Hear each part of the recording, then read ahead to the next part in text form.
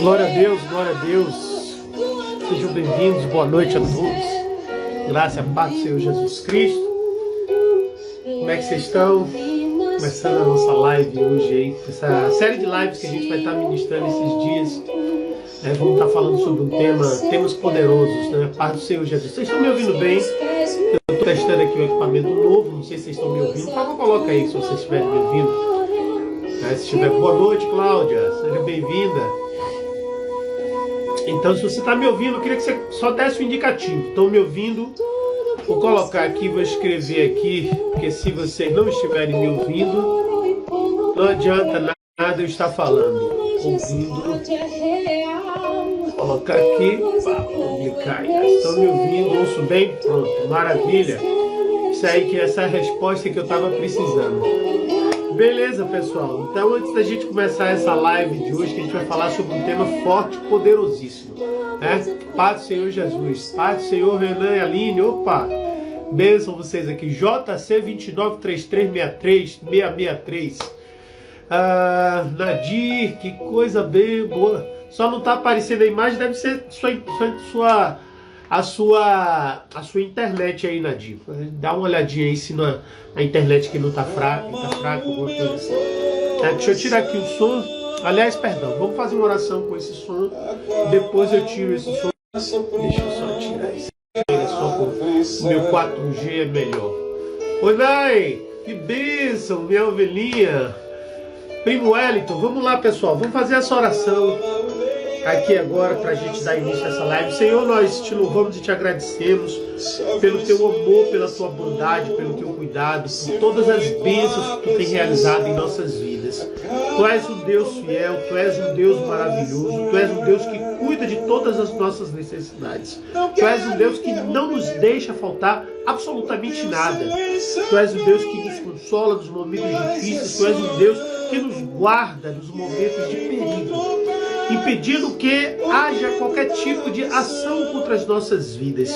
Tu és um Deus maravilhoso que cuida de cada detalhe da nossa história, da nossa vivência e do dia a dia. Tu és um Deus que nos coloca nas situações para que possamos aprender, possamos crescer, possamos ser pessoas cada vez melhores. E ó Senhor, não há como agradecer, nem palavras que possam colocar diante das pessoas aquilo que sentimos por ti, a não ser gratidão. Mas uma gratidão que não há tamanho, gratidão que não tem como mensurar. Por isso, Senhor, eu te peço agora para cada um dos que entraram, que estão presentes nessa live, dos que virão ainda, que sobre eles seja depositado, derramado uma graça abundante, um favor grandioso, para que suas vidas possam ser prósperas em todas as áreas, sobretudo nas áreas familiares, na área financeira, na área da saúde, onde quer, Senhor, que haja a necessidade da tua intervenção agora para remover, ó Pai, fragilidades, fraquezas ou deformidades. Tu entra, Senhor, e deposita na vida deles e de quem está ouvindo, e também na minha própria vida, Senhor, todo o melhor que tu tens. Porque conforme nós temos visto na tua palavra, tu levaste por meio do teu Filho Jesus Cristo, nosso Senhor e Salvador, o pior que havia em nós, e nos deste o melhor que havia nele. Então, Senhor, nos ajuda nesse momento agora que nós te pedimos no nome de Jesus. Amém. Glória a Deus. Queridos, eu vou tirar o som aqui agora para a gente dar início, né, à nossa live. Só um minutinho. Pronto. Coisa boa vocês estarem aqui, coisa boa a gente poder estar presente aqui. Vai ser uma série de lives que a gente vai estar começando a tratar a cada dia. Nós vamos falar de um tema, para mim, que é muito forte, é um tema que é muito poderoso, que é sobre Jesus Cristo ser ou não ser próspero, né? Rico ou pobre.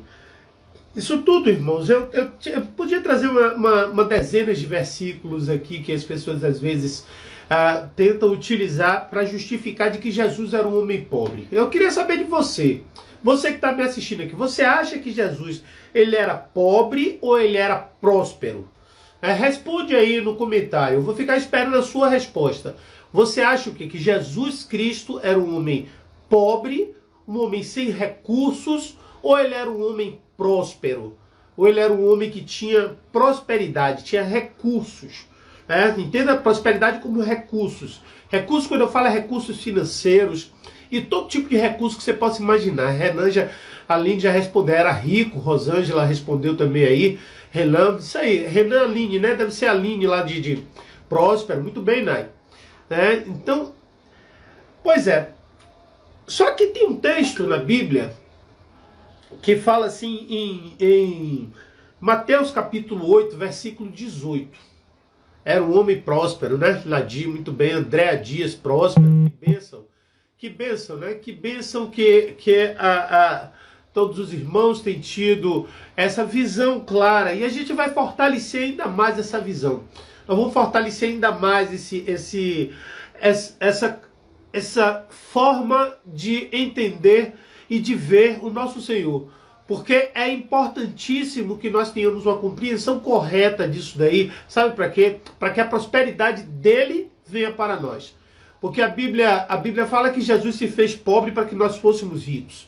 Certo? Então, se ele se fez pobre, há também uma pergunta a se responder. Há algo também que a gente pode questionar. Até que a própria Bíblia fala aqui no capítulo 8, versículo 18 a 22 do Evangelho de Mateus, que ele diz assim, e vendo uma multidão ao seu redor, Jesus mandou passar para outra margem do lago. Então o mestre da lei aproximou-se e disse, mestre, eu te seguirei aonde quer que tu vais.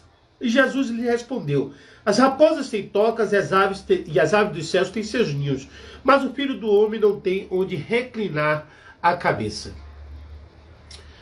Tá bom, sem problema, Nadir, vai lá e volta. Tá certo? Então a gente começa com essa passagem aí para poder levantar essa ideia de que as pessoas têm de que Jesus era pobre. Porque ele falou que ele não tinha onde repousar a cabeça. Ele falou que ele não tinha aonde ir. E existe a religião, eu vou falar de uma forma muito clara, a religião em si, ela tem uma tendência de enaltecer os valores da fraqueza, tudo aquilo que representa a fraqueza, como se fosse algo que dignificasse. E com isso, a identificação que muitas pessoas acabam estabelecendo com esse tipo de coisa, que às vezes é até por uma questão até do próprio ser humano, do neurônio que o homem tem, que é chamado de neurônio espelho, que ele acaba se identificando com aquilo que é muito falado, com aquilo que é muito comum, com aquilo que é muito que ele vê demais, acaba gerando essa ideia, né, essa falsa ideia de que a pobreza, ou de que a fraqueza, ou de que o vitimismo seja algo para ser louvado, algo para ser colocado numa condição específica, numa condição diferenciada na vida do homem. Então, o que a Bíblia mostra? A Bíblia mostra algumas coisas interessantes sobre Jesus que eu queria justamente que você refletisse comigo hoje. Certo? Então vamos lá. A ideia que se criou de Jesus, principalmente a ideia romana, né? Quando eu falo romana, eu me refiro à ideia da igreja romana em si. A ideia da igreja romana é de que a pobreza era algo para ser exaltado. Tanto que nós vemos ao longo dos filmes bíblicos, ou dos filmes da época medieval, onde essa igreja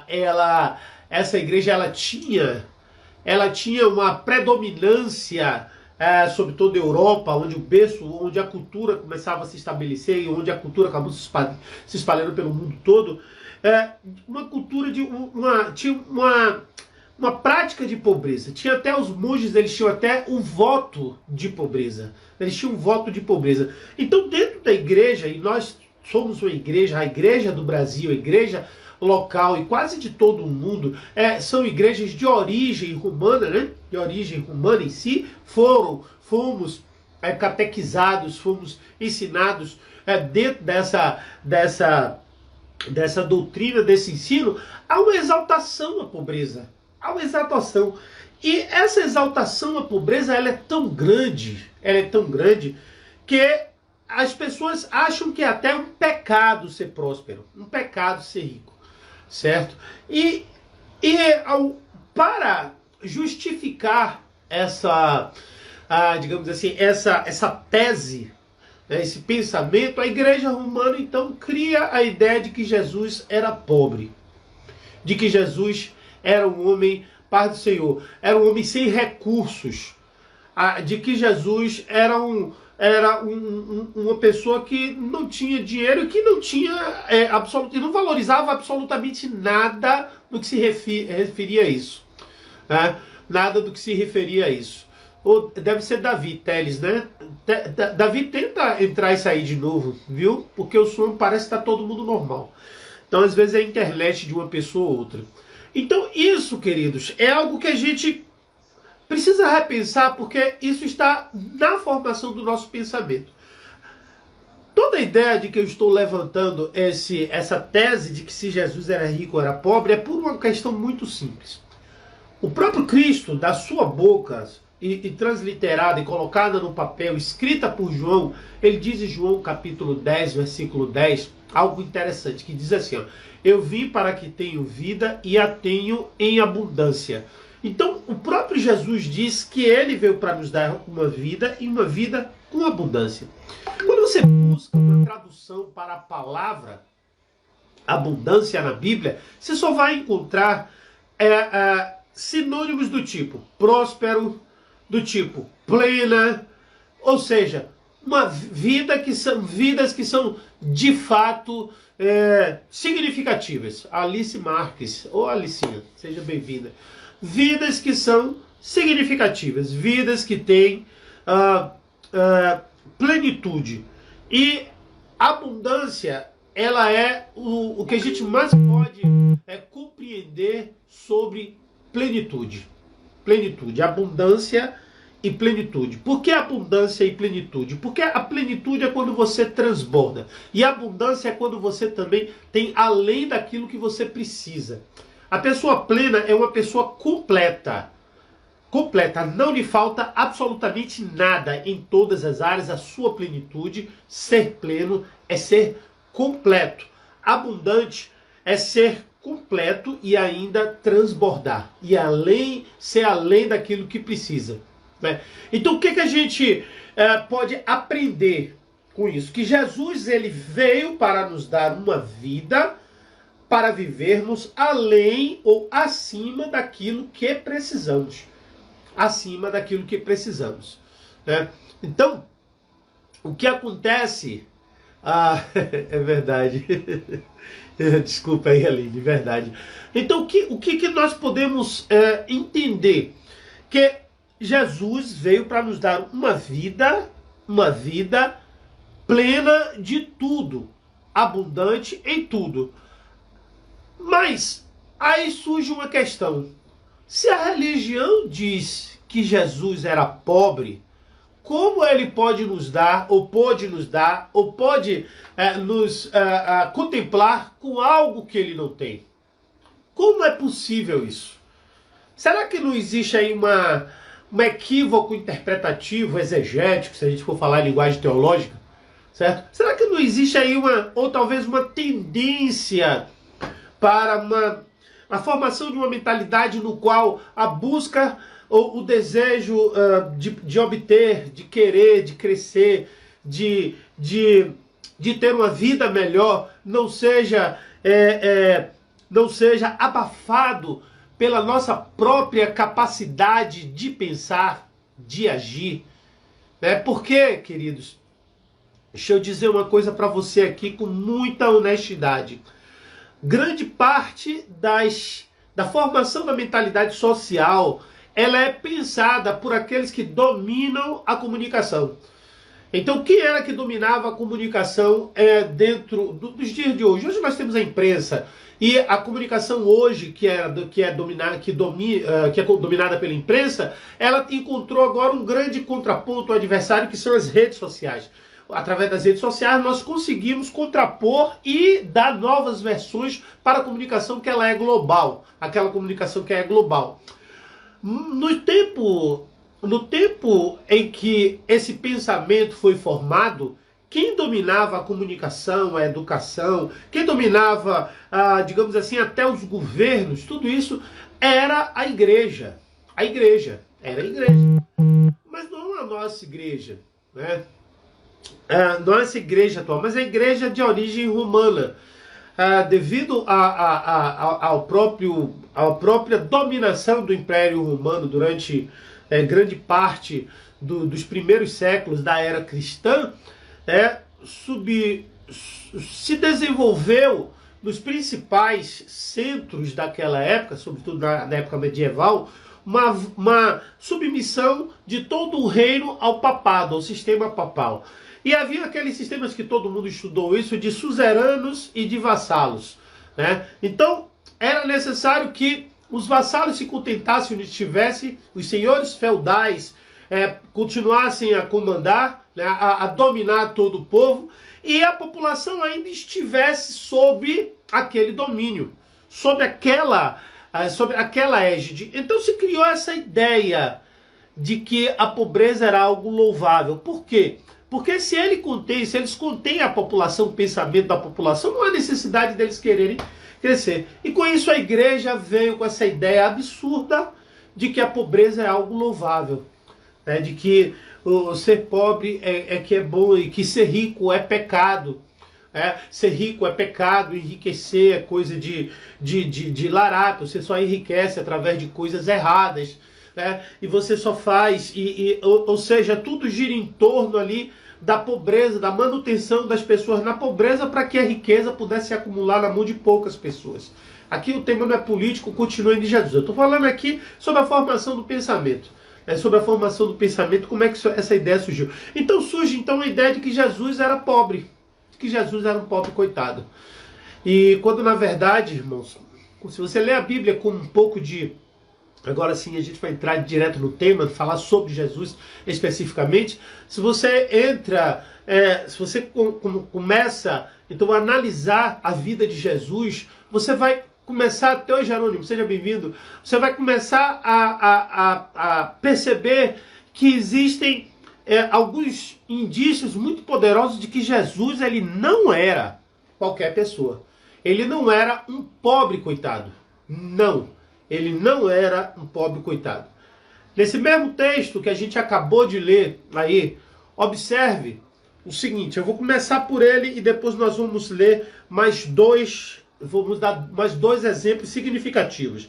Nesse texto, Mateus capítulo 8, versículo 18 a 22, a Bíblia diz que um mestre da lei, preste atenção nisso, um mestre da lei aproximou-se dele e disse, mestre, olha só, veja só, um mestre da lei. Os mestres da lei daquela época eram pessoas abastadas. Eram quem tinha o domínio da lei daquela época. A lei, o que era? A lei era a própria Bíblia. Então eles eram os líderes das sinagogas, os líderes religiosos. E observe que dentro disso daí ele chama Jesus de mestre. Ao chamar de Jesus de mestre, ele reconhece uma condição superior de Cristo em relação a ele. Se o mestre chama outro de mestre, aquele a quem está sendo chamado de mestre pelo mestre está numa condição, numa posição superior a dele. Então aqui a gente já rompe com um paradigma. O primeiro paradigma que se rompe aqui, o que é o paradigma? É uma referência que a gente cria para gerar uma visão. É de que Jesus não era um pobre coitado, Jesus era um mestre. Jesus era uma pessoa que ele tinha um nível de conhecimento superior ao das pessoas da época. Ainda que você ache que conhecimento não significa recurso, pois eu digo a você, conhecimento é o primeiro recurso que uma pessoa próspera precisa ter. Conhecimento é o primeiro recurso que uma pessoa próspera precisa ter. Grave isso aí. Uma pessoa que não tem conhecimento, ela não tem condição de ser próspera. Uma pessoa que não tem o conhecimento, a sabedoria, ela não consegue ser próspera. Pois Jesus era um homem de vasto conhecimento, de profundo conhecimento. E esse conhecimento foi atestado e testificado nesse texto aí pelos doutores da lei. Os doutores, os mestres da lei, os homens que mais eram respeitados naquela época, nos tempos em que ele vivia, chamavam ele de mestre. Se você abre João, capítulo 3, você vai ver um outro, ainda não é também, eu tenho mais 2 textos ainda, eu vou abrir um outro aqui, mas que esse aqui é importante para dar base mais firme a isso que eu estou dizendo. João, capítulo 3, ele começa assim, ó: havia entre os fariseus um homem chamado Nicodemos, príncipe dos judeus. Príncipe significa que ele era um homem de alto grau, de alto nível. E aí o versículo 2 diz assim, ó: e este foi ter de noite com Jesus e disse-lhe, Rabi. Quando ele chama Jesus de Rabi,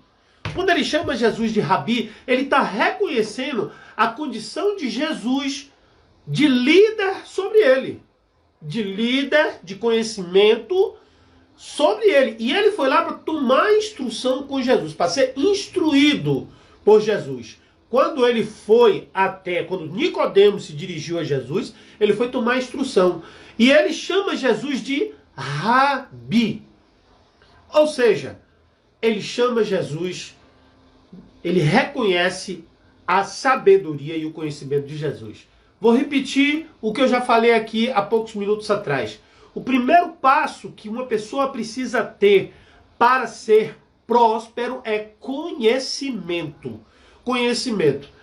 Um dos meus mentores aqui na Terra, chamado Paulo Vieira, que eu gosto muito, ele dizia: aquilo que eu não tenho é aquilo que eu não conheço.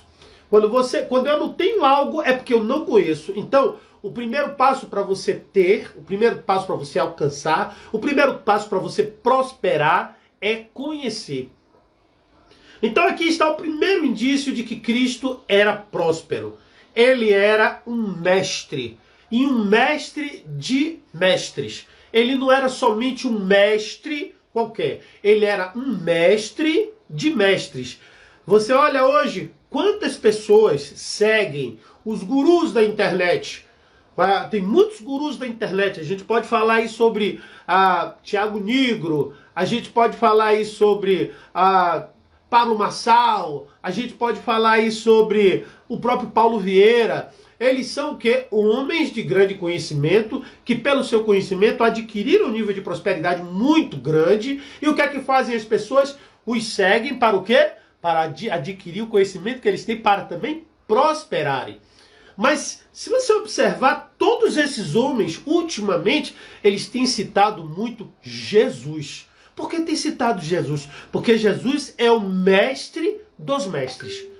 Se alguém é mestre de pessoas prósperas, se alguém é mestre dos homens mais prósperos que haviam na sua época, e ainda é mestre dos homens que são prósperos nesses dias de hoje, será que esse homem era próspero? Você mesmo pode responder. Se você quiser, você pode colocar aí no campo de comentário. Eu quero pedir também você que está vendo essa live, se você está gostando desse tema, faz o seguinte, convida pessoas para participar, chama aí mais algumas pessoas. Convida aí, passa aí via direct, também começa a curtir aí, apertar o coraçãozinho, para esse coraçãozinho subir aí, e o próprio Instagram, o algoritmo do Instagram, começar a trabalhar a meu favor também. Dá uma forcinha aí, gente, para a gente também alcançar outras pessoas que precisam desse conhecimento. Então essa é uma coisa importantíssima, é algo que a gente precisa saber, que a gente precisa entender, né? Que Cristo, que Jesus, ele era um mestre dos mestres.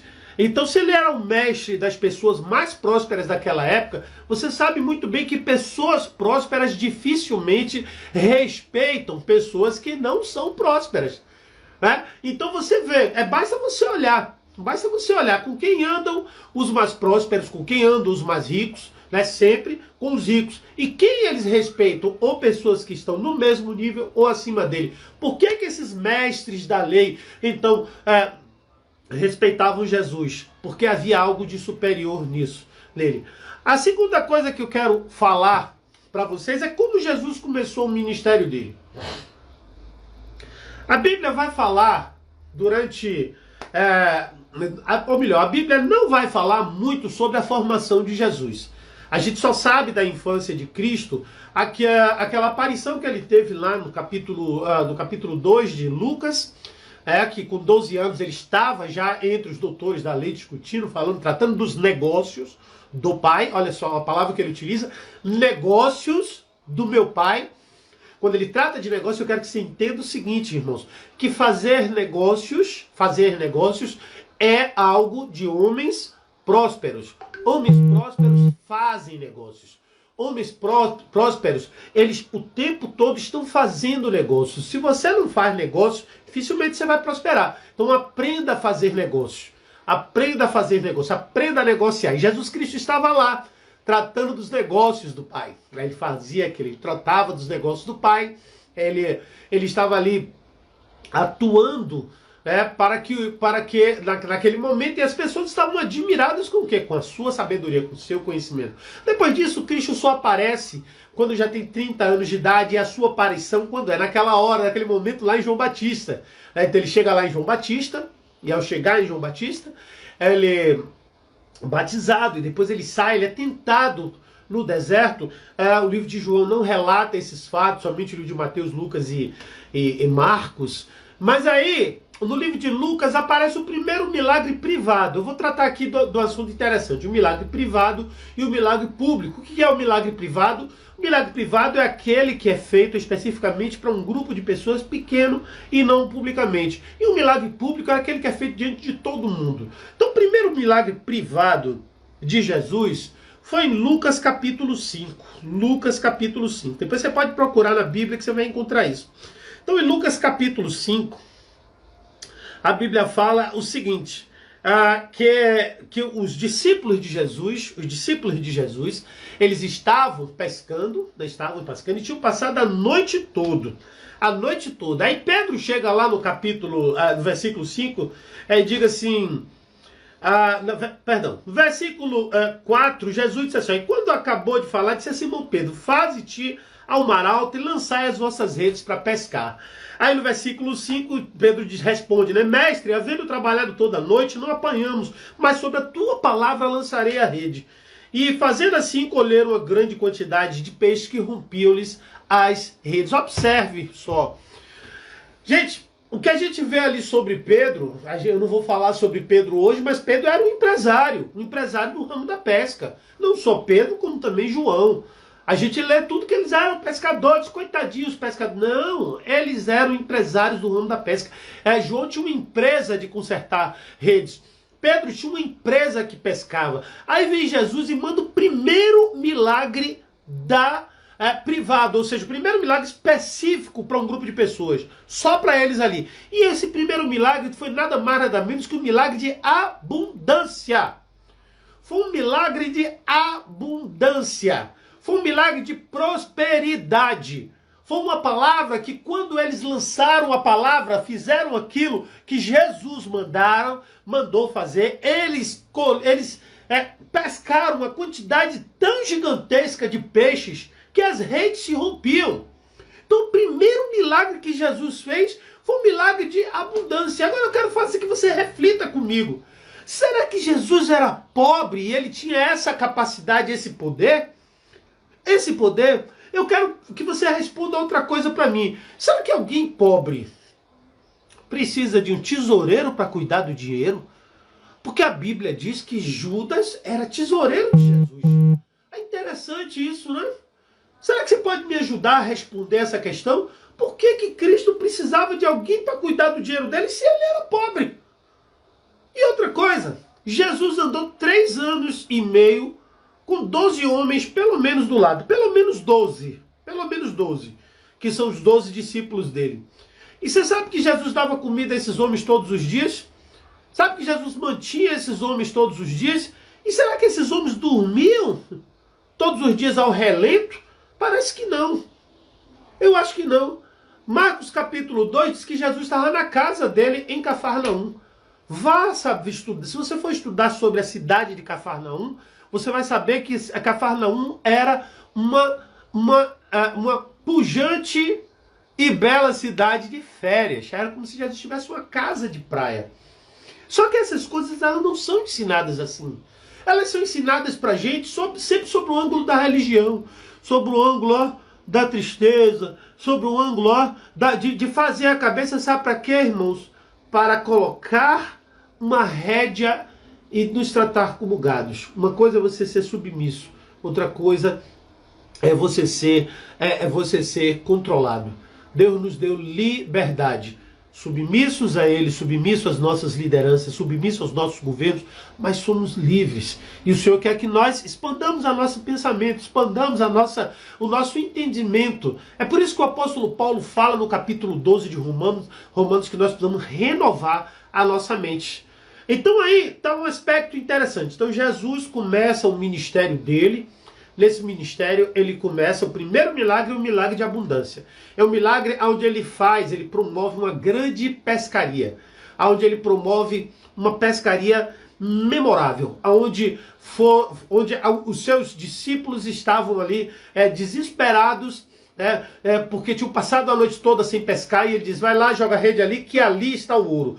Lembre de uma coisa, Jesus vai sempre nos indicar onde está o ouro. Sabe por quê? Porque ele é dono da prata e dono do ouro. Então ele sabe aonde é que está o ouro. Ele sabe aonde é que está a prosperidade que cada um de nós precisa.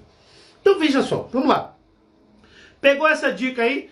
Gente, é o seguinte, isso são chaves do reino. Chaves do reino. Se você entende essa questão das chaves do reino, tua vida muda. Se você entenda como é que ativa e desativa as chaves do reino, sua vida muda. Porque Cristo, ele diz que entregou as chaves do reino dos céus para a igreja. Ele fala isso para João lá em Mateus capítulo 16, versículo 19. E lá ele diz assim, que entregou a chave do reino, do reino dos céus para a igreja, e aí ele disse assim, tudo que ligares na terra será ligado no céu, e tudo que desligares na terra será desligado no céu. Então uma coisa que a gente precisa entender é o seguinte, é que a chave da prosperidade está em nossas mãos. A chave do reino dos céus está na mão da igreja. Se você é igreja, você tem acesso a essa chave. Se você é cristão, você tem acesso a essa chave. Você pode receber tudo isso. Agora o que você precisa saber é o quê? Ativar essa chave. Você precisa saber ativar essa chave. Na hora que você ativa essa chave, ela desce. Naquele momento ali, Jesus lançou uma chave, deu uma chave para os discípulos. Olha, lança a rede ali. Quando eles fizeram o quê? Ativaram essa chave, foi o que aconteceu? Uma colheita abundante, ou melhor, uma pescaria abundante. Então aí está aí o primeiro milagre que Cristo fez, foi um milagre de prosperidade, um milagre de abundância.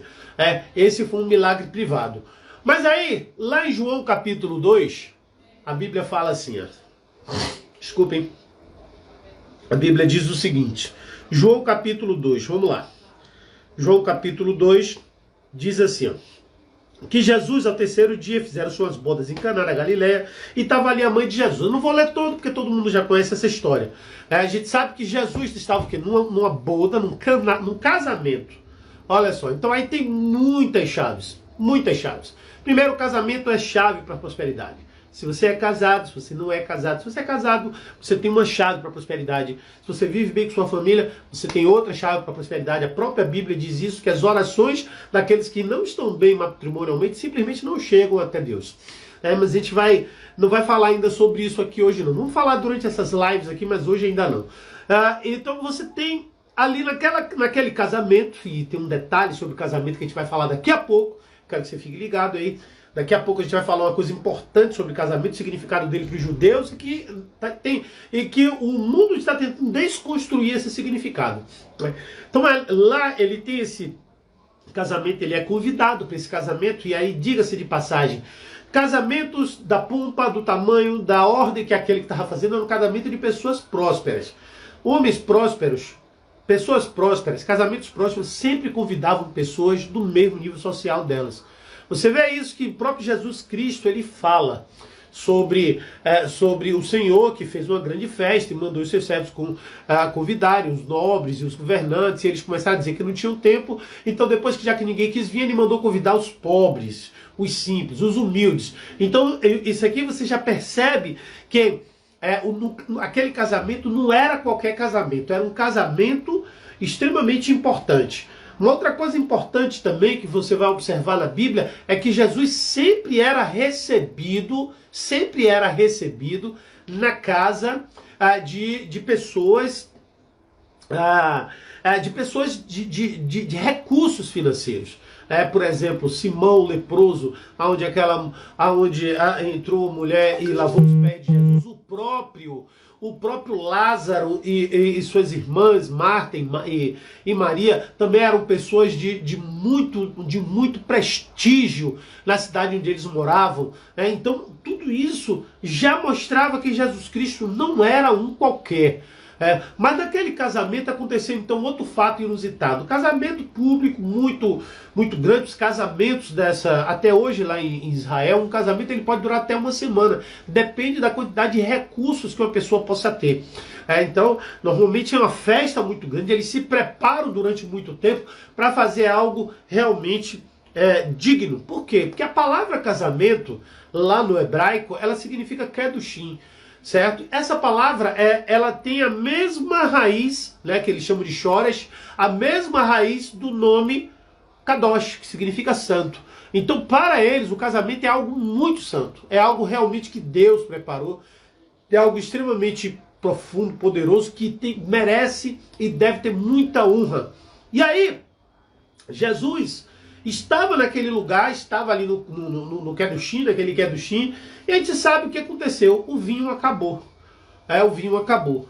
Gente, para que o vinho tenha acabado, em um casamento, no meio de um casamento, ou duas coisas podem ter acontecido, certo?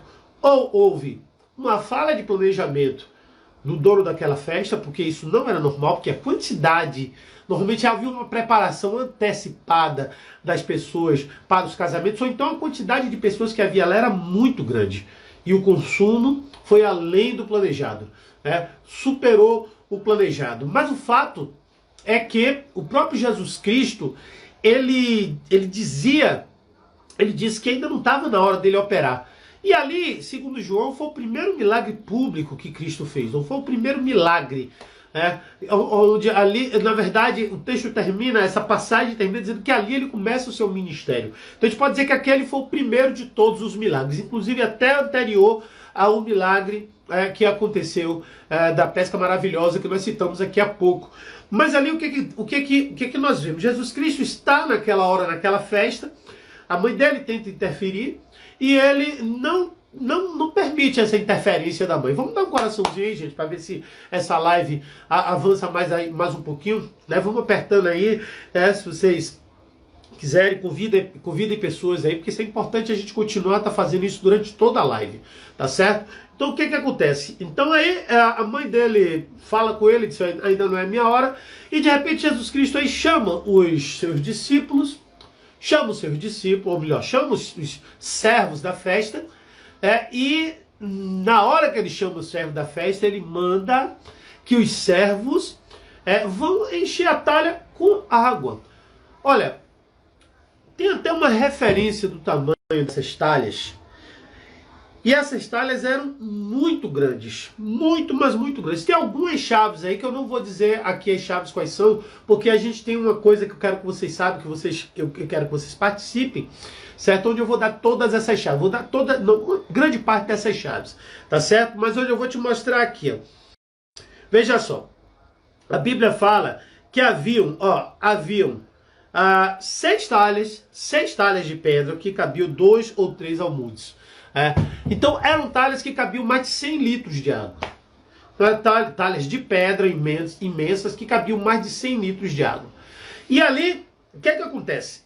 Esses servos receberam a ordem de Jesus para colocar água naquelas talhas. E aí você tem, vou dar uma chave. Novamente, é a mesma chave de lá da pescaria maravilhosa, que foi o que? A palavra de Cristo, faça isso. Então essa é uma chave que ela é fundamental, irmãos. Essa chave é fundamental, a chave da obediência, a chave do fazer como ele mandou fazer. Não é fazer somente fazendo, é fazer como ele mandou fazer. Então ele diz, coloque água nas talhas. Então foi lá, a outra palavra, a outra chave é pesque naquele lugar. Hoje tem muita gente querendo inventar a palavra de Deus, querendo adaptar a palavra de Deus. A palavra de Deus ela não é para ser adaptada, ela é para ser cumprida, ela é para ser obedecida, ela é para ser feita do jeito que está lá. E simples, isso é uma chave poderosa. Você quer mudar a sua vida, então faça como está na palavra. É por isso que Paulo diz, de novo, vou falar aqui em Romanos 12, 2, não vos conformeis com este século, mas transformais, ou mas renovai mas transformai-vos pela renovação da vossa mente, para que experimenteis a boa, perfeita e agradável vontade de Deus. Você está vivendo a vontade de Deus? Se você está vivendo, sinal de que a tua mente está sendo transformada. Você não está vivendo, não venha me dizer que prova, não venha me dizer que dificuldade financeira, não venha me dizer que pobreza é vontade de Deus, no que não é. Jesus disse que veio para nos dar vida e vida com abundância. Jesus não veio aqui chamar ninguém para sofrer, ninguém para pobreza, ninguém para miséria, ninguém para nada disso. Certo? Jesus chamou você para ter uma vida abundante. Entenda isso, bota na sua cabeça. E a Bíblia quando fala, para que experimenteis a boa, perfeita e agradável vontade de Deus, não é a vontade de Deus para Deus, não. É a vontade de Deus para nós. Que a Bíblia fala em Jeremias capítulo 29, versículo 11, o seguinte: eu bem sei os pensamentos que tenho o vosso respeito, são pensamentos de paz. Pensamentos de paz para vos dar aquilo que esperais. É isso que diz a Bíblia. É isso que diz a Bíblia. Deus, ele está o tempo todo, irmãos, de olho no nosso coração. O tempo todo. Mas a gente tem que saber girar as chaves. A gente tem que saber girar as chaves. A gente tem que saber ativar as chaves. Se não souber ativar as chaves, a gente não vai para lugar nenhum. Se não sabe ativar as chaves, você sabe o que vai acontecer? Você vai dizimar, vai ofertar e não vai prosperar. Certo? Você vai, pedir e não vai receber. Você vai, bater e não vai se abrir. Então tem que saber girar a chave. Tem que saber como é que se gira a chave. A chave, irmãos, é a chave que Jesus já nos deu. E você viu aí nessa passagem como isso funciona. E ou a gente entende, a gente compreende, ou então vai ficar o quê? Igual o povo no deserto, tateando e não chega a lugar nenhum. Né? Então Jesus chega lá na boda. Deixa eu ligar aqui o ventilador. Se fizer zoada, vocês avisam, viu? Porque tá um pouquinho quente aqui. Né? Então vou botar aqui um pouquinho o ventilador. Então quando você chega, Jesus chega lá em Caná, que fica uma cidade próxima já lá da Galiléia, na Galiléia próxima a Jerusalém, uns 40 quilômetros de Jerusalém. O que acontece? Ele vê que acabou o vinho. Acabou o vinho. E todo mundo entrou em desespero. O mestre Sala entrou em desespero. Funcionários entraram em desespero. Eu imagino, a Bíblia não fala, mas que os donos da festa entraram em desespero. Por quê? Porque era um casamento. Casamento, lembra o que é casamento? Kedushim, santo, santificado. Um Kedushim é uma dedicação, uma consagração a Deus.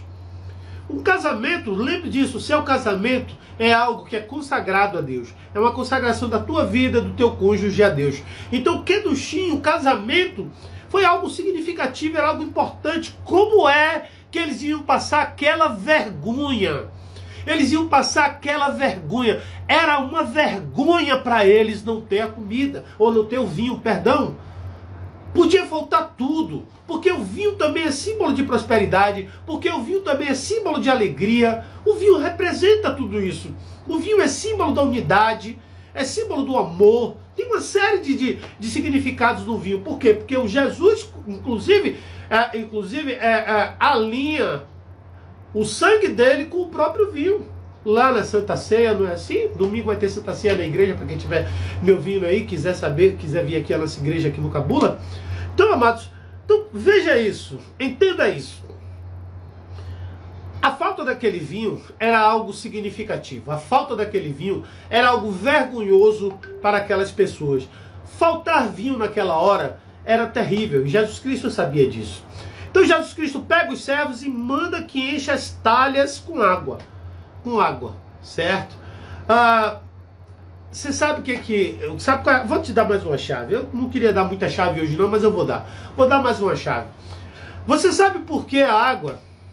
Você sabe por que a água? Porque a água era o que tinha disponível ali naquela hora.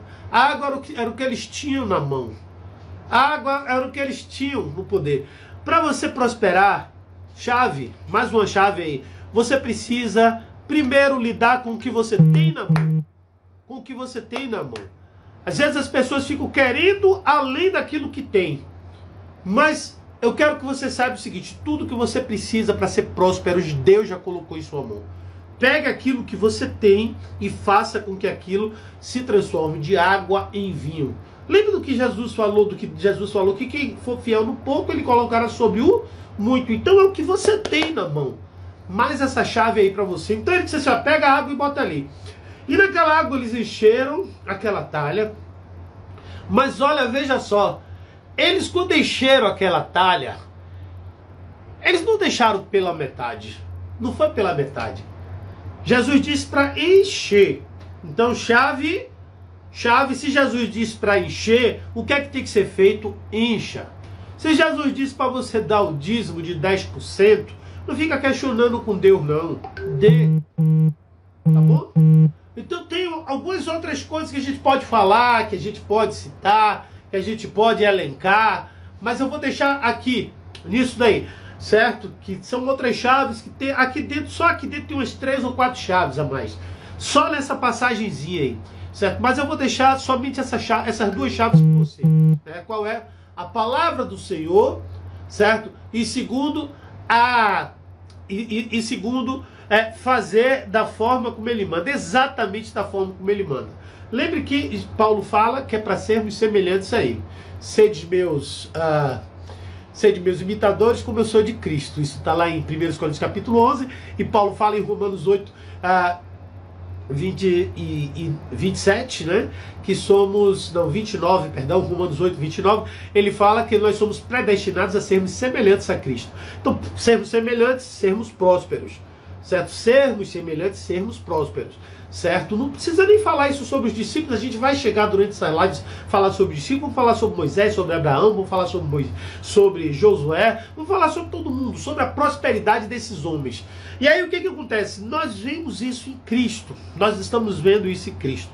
Nós vimos isso acontecer em Cristo. Cristo então aí dá ordem e aí eles colocam. Mas eles vão até a plenitude. Enchem até o talo. Mas eles não deixam derramar. Porque tem uma chave, irmãos. Se derramar é desperdício. Opa, lá vou tô eu aqui dando mais chave aí. Ó. Não desperdice o que você tem. Não desperdice o que Deus te deu. Trate bem o que Deus te deu. Trate bem o que você tem, irmãos. Não perca a tua. Tenha cuidado, zelo. E foi isso que aqueles homens fizeram. Encheram até a borda. Mas não passou da borda. Não passou. Não passou da borda. Ficou ali, ó. Ficou ali, ó. No meio. Parou ali. No meio não, perdão. Na borda. Parou ali. E quando parou, aí o milagre aconteceu. Foi nessa hora que o milagre aconteceu. Gente, quando a gente gira as chaves, quando a gente obedece ao Senhor, quando nós ativamos as chaves do reino, o milagre acontece em nossas vidas. O milagre acontece em nossas vidas. Você quer um milagre na tua vida? Você quer verdadeiramente prosperar?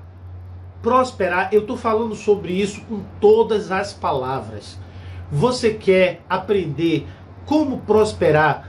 Como descobrir a chave, aprender a ativar as chaves do reino dos céus? Pois então aqui agora vai o meu convite para você. Vai o meu convite para você. No dia 10 de março, ó, preste atenção, eu vou fazer um workshop que eu chamo de O Poder Secreto do Reino de Deus. Preste atenção nisso, o poder secreto do Reino de Deus. Nesse workshop eu vou ensinar as chaves para você ativar prosperidade em sua vida, para você ativar abundância em sua vida. Então eu vou ensinar, gente, se prepare.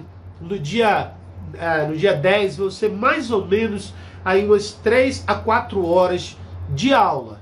3 a 4 horas de conteúdo. Venha preparado. Vai começar tarde, 8 da noite. Então a gente deve entrar pelas 11 horas da noite. meia-noite talvez. Venha preparado, mas depois que você sair dessa aula, você vai estar pronto.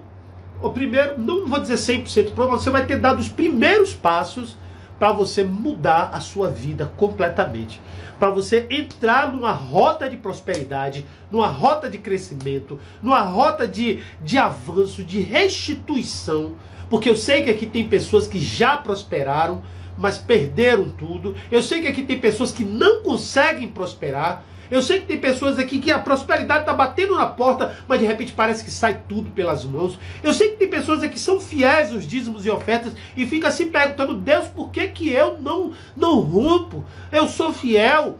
Eu ando direitinho contigo. Eu sei que tem pessoas aqui que estão até desiludidas já com tudo isso. Desiludidas. Perfeitamente, Aline. Perfeitamente, exatamente. Certo? O vinho foi do melhor qualidade. Porque Deus sempre nos dá o melhor. Sempre Deus nos dá o melhor. Então eu sei que tem pessoas que vão estar nessa condição. E no dia 10 de março, vai ser uma quinta-feira, de ontem a 8, nós vamos estar dando todas essas chaves para vocês. Certo? Vamos dar essas chaves para que vocês possam estar ativando isso na vida de vocês. Certo? Aí você vai perguntar: mas o que é isso, pastor Eclésio? É um curso? É um treinamento? Isso é muito mais do que isso. Na verdade, é muito além de um curso. Esse ensino, gente, é um ensino que é inédito no Brasil. É um ensino que você só vai encontrar isso lá nos seminários americanos.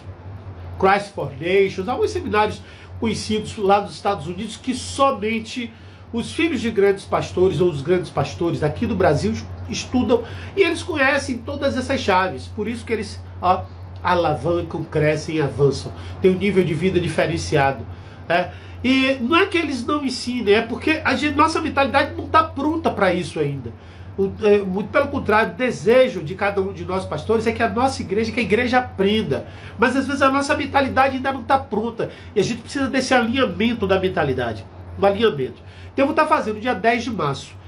Vai ter algum custo? Vai sim, pessoal. Vai ter sim. Porque se você quer mudar de vida, se você quer prosperar, você precisa pagar um preço também. As pessoas não valorizam aquilo que é de graça. As pessoas não dão valor àquilo que é de graça. E quanto é que vai custar isso, pastor Eclésio?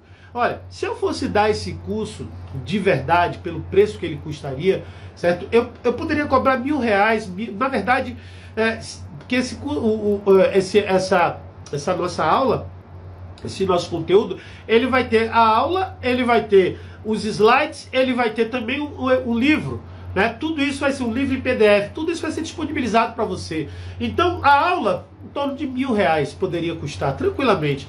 O material, uns R$150. Fácil. Só de slides, são quase 100 slides. Então fácil poderia custar esse preço. Mas eu não estou fazendo isso, sabe por quê? Porque essa barreira de entrada, para quem está querendo prosperar, para quem está querendo crescer, é muito alta. Então eu fiz um negócio assim, ridículo. Sinceramente ridículo. Certo? Sabe quanto é que vai te custar? Sabe quanto é que você vai ter que investir para poder estar nessa aula comigo na próxima semana, do dia 10? Somente R$10. Olha, R$10. Isso aí, R$10. Entendeu direitinho? Vou escrever aqui, R$10. R$10. E agora você imagine só você poder dominar todas as chaves do reino dos céus. Você poder ter acesso a um conhecimento, que é um conhecimento que não é secreto, ele está na Bíblia, mas que pouca gente conhece, certo? Por apenas R$10. Somente R$10. Se você fosse lá para os Estados Unidos, só moradia, só o quanto você ia ter que gastar de moradia, o quanto você ia ter que gastar de passagem de avião, de alimentação, tudo em dólar, fora a matrícula de seminário. Imagine só. Quer saber como é que você se matricula? Na minha bio, o link está lá. Basta você chegar lá na minha bio, clica lá, tem um link lá, você clica nele lá, tem um vídeo, se você quiser você assiste o vídeo. Se não, você já está sabendo como é que é, você vai lá no botão, procura um botão lá embaixo, está bem lá embaixo o botãozinho lá, clica lá, faz a sua inscrição. Para pagar, você pode pagar em boleto, você pode pagar em cartão, você escolhe, certo? Vai lá na minha bio, Nadir, vai na minha bio aí do meu perfil, tem um link, clique nesse link, certo? Aí vai abrir um vídeo. Se você descer um pouquinho ele, aí você vai ver um botão onde você tem escrito assim, quero meu ingresso. clica nisso aí que você vai ser direcionado para um local onde você vai apertar e poder fazer o seu pedido. Aí você vai lá e faz a sua inscrição, certo? Faça a sua inscrição, R$10 apenas. Você pode pagar no cartão, no Pix também, né? Só é gerar o Pix e pronto. Então, e no boleto bancário. Se quiser, você pode gerar um boleto bancário. Aí só ir lá e fazer isso aí. E aí, pessoal, eu creio, quem tiver presente, que vai ter uma geração, uma mudança de vida tremenda, certo? Há também a opção para quem quiser essa live com os R$10, você não vai ter direito a ficar com a live gravada para ver outras vezes, mas se você quiser, tem uma opção lá também para ficar com a live gravada, tá certo? Para ficar com a live gravada. Então vai lá na bio do meu canal. Para você que chegou agora, nós falamos aqui um bocadão aí sobre a prosperidade de Jesus, né? Provando que Jesus era próspero. Na verdade, falei muito pouco, ainda tem muito mais coisa para falar. Então amanhã a gente vai estar fazendo uma live dessa de novo às 21h30. No domingo vou estar fazendo também às 21h30. Daqui até o dia da nossa aula, o dia do nosso workshop. Nós vamos estar fazendo live todos os dias, falando sobre esse tema, onde a gente vai trazer esse assunto aqui para poder estar conversando com vocês esse tempo todo. Sim, faz Pix também, viu? Faz Pix também, Aline. Se vocês quiserem, eu vou botar o meu Pix aqui, certo? E vocês podem mandar para o meu Pix, aí eu faço a inscrição de vocês. Agora, por favor, quando fizerem, esse Pix aí é o meu telefone, que é o meu WhatsApp. Me avisa que você mandou, certo? Para eu poder fazer a sua inscrição. Tá bom? Mas o ideal é que vocês façam o Pix diretamente por lá. Faça por lá. É melhor do que mandar para mim. Tá bom? Por lá, porque já faz a matrícula, já registra tudo direitinho, certo? Mas se aqui é o meu WhatsApp, você pode me chamar também no WhatsApp. Agora, basta você ir lá. Vai lá, clica, o link tá lá, é simples. Você clica no link, aí lá dentro você vai abrir, vai ver um vídeo logo que vai abrir. Aí você sobe um pouquinho a página, sobe só um pouquinho, né? Você vai ver, tem um botão. Nesse botão tem escrito assim: faça a minha matrícula para o dia 10 de março. Quando você clicar, ele vai descer até a seção da matrícula.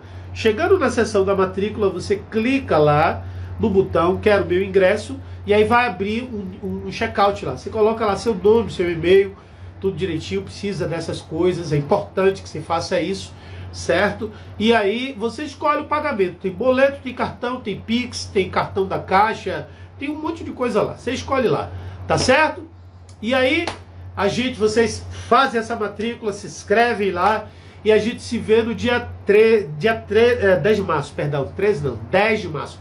E amanhã eu tô aqui de novo, talvez pela manhã, talvez pela noite, é certo, 21h30, mas talvez durante o dia eu faça outras lives também, e a gente vai estar junto aí esse tempo todo, tá bom? Pessoal, beijão no coração, obrigado aí por estarem entre nós e estar aqui na presença, e até a semana que vem. Deus abençoe, em nome de Jesus, ou melhor, até amanhã. Tchau, tchau.